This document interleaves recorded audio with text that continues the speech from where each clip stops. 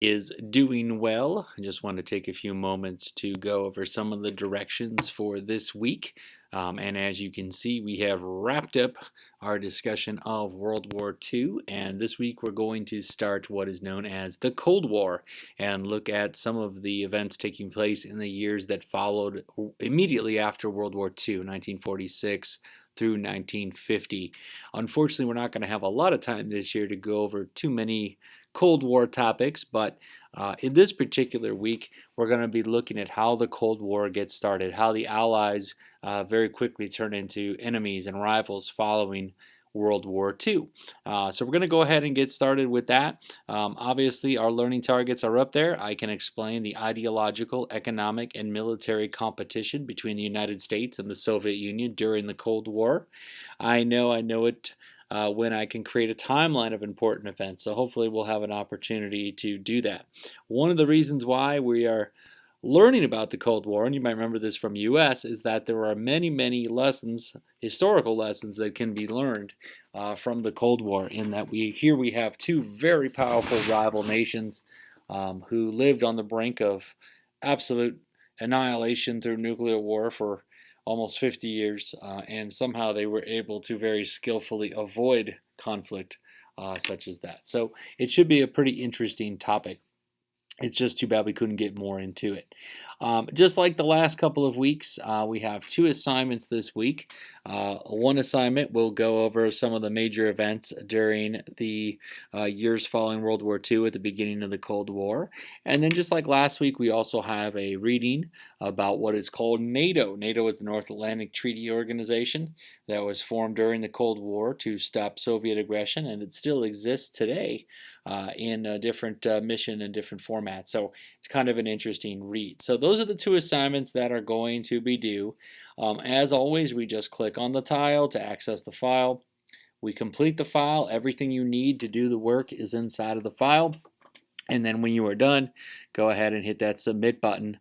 Follow the directions just like we've been doing all year long. All right, so go ahead.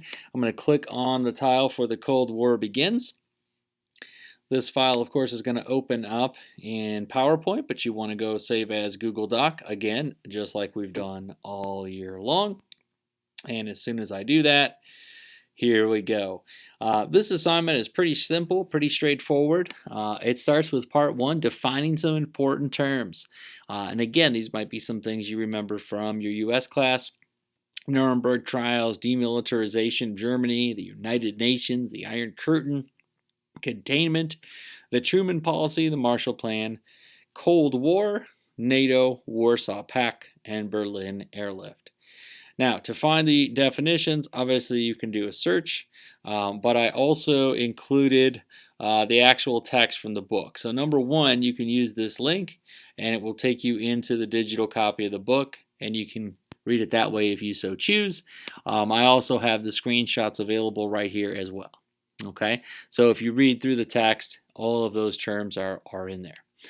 You'll notice as well here for part two.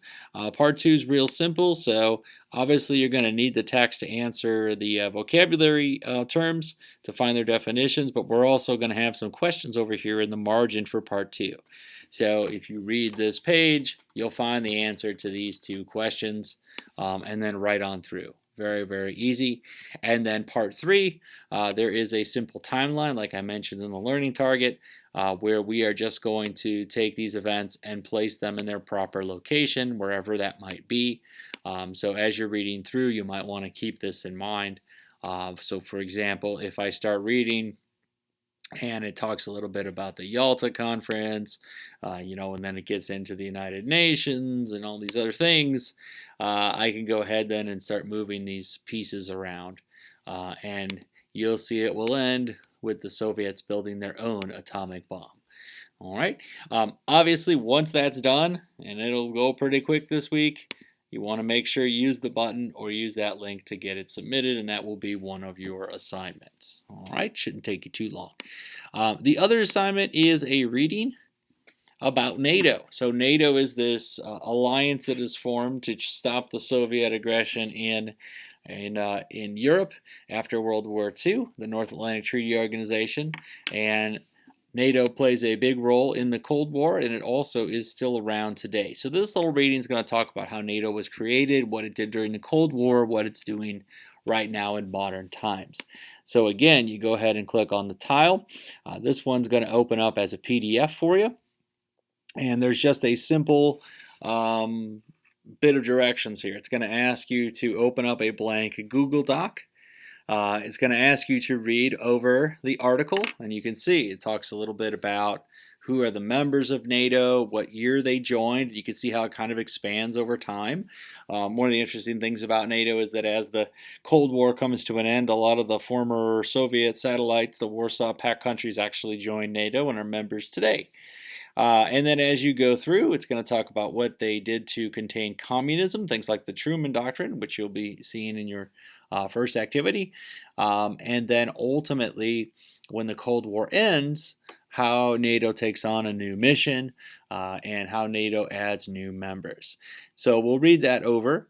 And then the writing prompt is basically this. After reading the article, explain how NATO was used to help win the Cold War and how it's still relevant today. One of the most important things is to make sure you use some evidence from the text to support your answer. And the reason I say that is, again, these are all pass-fail assignments. So if you use the information in the text and you cite it, like it says here in the directions to cite it, that's great. And I know you know your stuff, and we can pass you no problem. But if you just type something in and say, oh yeah, NATO's really cool, I like how they came up with a great acronym, and you don't write anything actually about the article, then I will probably have to ask you to redo it. So avoiding that, just read it over. When you type it up inside the regular Google Doc, and then of course you can go right back to mrgigliotti.com and you can go to your submit button that's there. So I just go down, and part of my scrolling, this isn't published yet, so you know it's, there we go. So once it is published, you'll see, here you go, submit your assignment, and it will take you right to that form. Okay. I also put on the website the class notes for this section, so you can go through them. The class notes will help you with the Cold War Begins assignment. So again, if you click on the tile, it will download those for you. I would highly encourage you to go over those notes. In fact, you may want to go over those before you even do the assignments. We're not writing the summary this week like we have in a couple of those past weeks, but at the same time, this does a real nice job in explaining what the Cold War was. I highlighted some of those vocabulary words, you know, the differences between the United States and the Soviet Union after World War II, how the end of World War II sort of brings on the Cold War, the need for the United Nations, the divisions of Germany, the questions about Poland. One of the most interesting things is how public opinion starts to change. All that anti-Nazi feeling that a lot of Americans and folks in the UK had sort of gets turned on to the Soviets with their behavior after the war. And then you see the famous speeches by Churchill and by Stalin, and then Truman trying to figure out how we're going to keep the Soviets from conquering all of Western Europe by, you know, creating his Truman Doctrine and containing communism where it existed, and the Marshall Plan to rebuild Western Europe to make it strong again.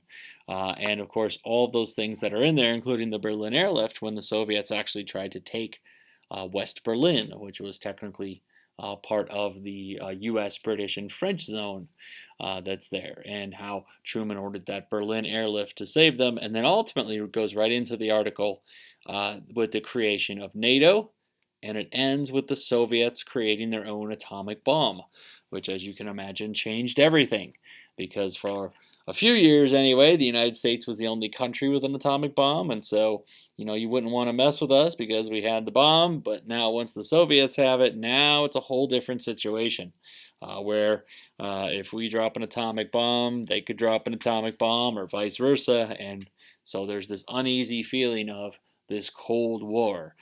We don't really want to have a war because war will just basically mean the end of human civilization with atomic warfare. But we just continue to build more and more bombs, more powerful bombs like the hydrogen bomb and other bombs.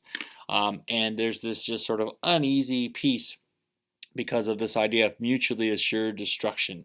The fact that if there's ever a nuclear war, pretty much all of human civilization will be wiped out within about 35 minutes. And that tenuous peace is kept for a very long time, for about 45 years or so. So, long story short, that's what you're doing this week. We are rounding third and heading home. Next Monday, there'll be another assignment of some sort. And then we'll wrap it up. You'll have a week or so to get anything last minute in. I'm trying to update grades every 2 or 3 days. So as those things come in, that's fabulous. And that way I can give you grades. Just make sure you're doing them correctly so I can give you the pass-fail, because there's no real in-between right now with the whole system and the distance learning. So again, if you have any questions, let me know. Fire off an email. Otherwise, please stay safe, stay healthy, and hope everyone is well. Have a great week.